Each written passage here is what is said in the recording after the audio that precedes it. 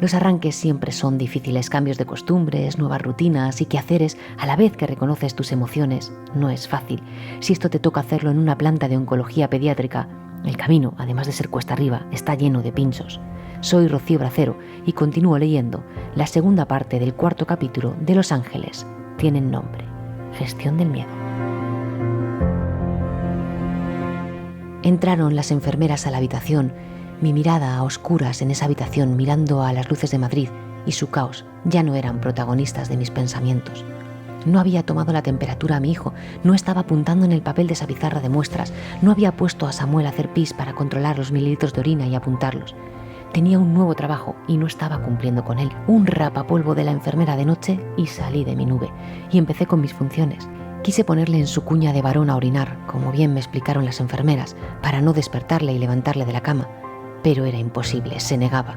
Tenía solo 3 años, hacía muy poco tiempo que le había quitado el pañal y aún hacía pipí sentado en un váter sin ser capaz de hacerlo de pie porque no llegaba. Así que me costó mucho que confiase en mí. Tuve que levantarle y ponerle en el váter con la cuña de mujer debajo y de ahí pasarla a la de varón para medir los mililitros. Y así cada 2 horas en la noche. Temperatura y mililitros. Eso cuando entre medias de esas 2 horas no pitaba la bomba porque había acabado alguna medicación, se había obstruido el cable o qué sé yo, pero odiaba esa bomba. Muy delicadamente entraban siempre las enfermeras y con mucho cariño para no despertarnos. Samu llegó a no hacerlo con el tiempo. A mí me resultaba imposible. Recordaba las noches de lactancia como un privilegio comparado con aquellas noches de hospital. Esa cama plegable y pequeña que me salvaba la vida y la espalda al tumbarme, aunque tan solo fueran 2 o 3 horas seguidas en el día, con mi almohada, que ya me la había traído mi marido, eran un lujo.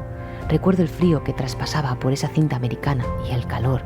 Recuerdo poner mantas y mantas a Samuel encima. Además, él estaba luchando contra un cáncer. Uno de los síntomas era que sudaba mucho cuando dormía, llegaba a empapar la cama, le llegaba a cambiar 2 y 3 veces el pijama por las noches. Intentaba, noche tras noche, convencerle de hacer pis en la cuña, pero era imposible y llevarle al baño cada 2 horas no era fácil. Él no quería andar, le tenía que llevar en brazos a la par que empujaba el portasueros con la otra mano. Una vez que conseguía mover todos los muebles de la habitación para sacar el portasueros, le cogía en brazos, llegaba hasta el baño. Me revolvía con él en brazos a pulso para conseguir colocar la cuña en el baño, meter el portasueros para que no tirase del cable de su vía central, sentarle, hacer pis, levantarle, subirle el pantalón, volver a cogerle a pulso, empujar el portasueros, tumbarle en la cama, mover de nuevo los muebles, colocar el portasueros y taparle.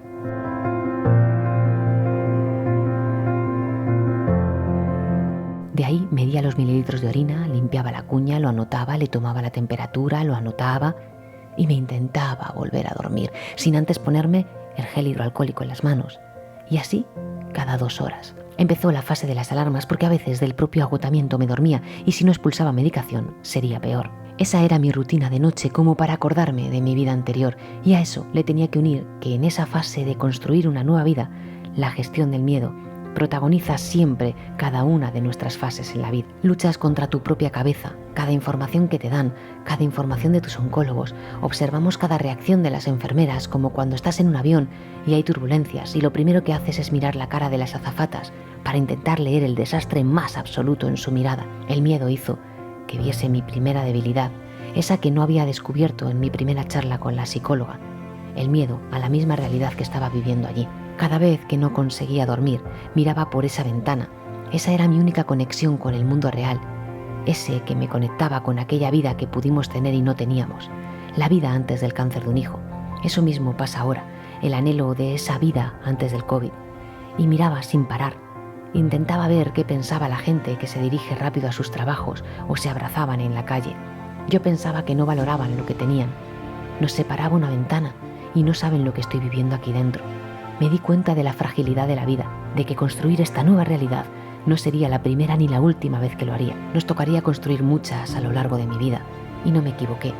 Hoy con el COVID construimos otra, y allí, sin darme cuenta, de pie, mirando a la nada y embelesada en mis pensamientos que me permitían construir, me pasaban las noches, gestionando el miedo a no saber qué iba a pasar, a estar perdida en esta lucha de la que yo tenía las riendas, y esos pensamientos siempre se veían interrumpidos por el personal sanitario.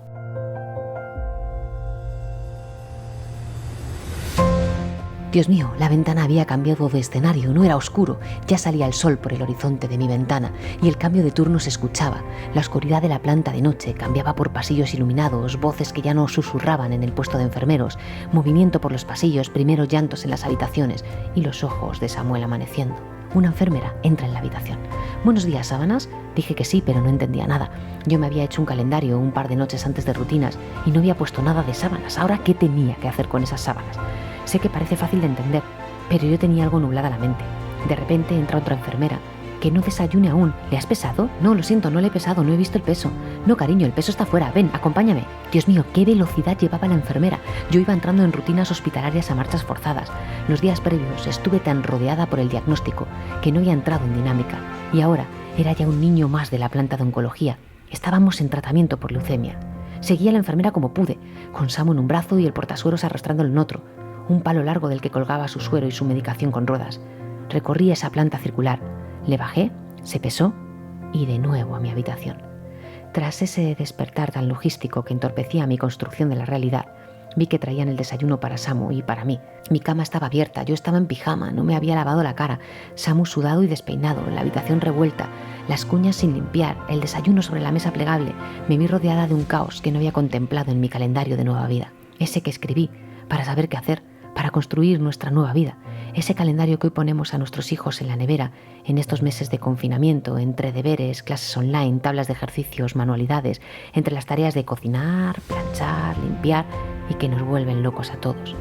Yo me vi en ese caos más absoluto, con ganas de gritar y llorar. Mi vida estaba patas arriba. No sabía por dónde empezar a construir las nuevas rutinas hospitalarias que serían, sin duda, las que marcarían mi día a día. Me atropellaban sin darme un respiro. Y en todo ese caos mental, de repente mi hijo empezó a vomitar. Las náuseas aparecían en mi vida. Todo ese orden pasó a un séptimo lugar. Le limpié, le cambié, le di uso a esas sábanas que me habían traído a primera hora. Entró una enfermera, le puso medicación para cortar las náuseas y mientras el miedo se apoderaba de mí, intenté continuar con la vida. Él se encontraba mejor. Puse los dibujos por aquello de oír risas y canciones. Le puse el desayuno y mientras él iba comiendo y mirando la televisión, empecé a ordenar la habitación. Así mi mente se ordenaría.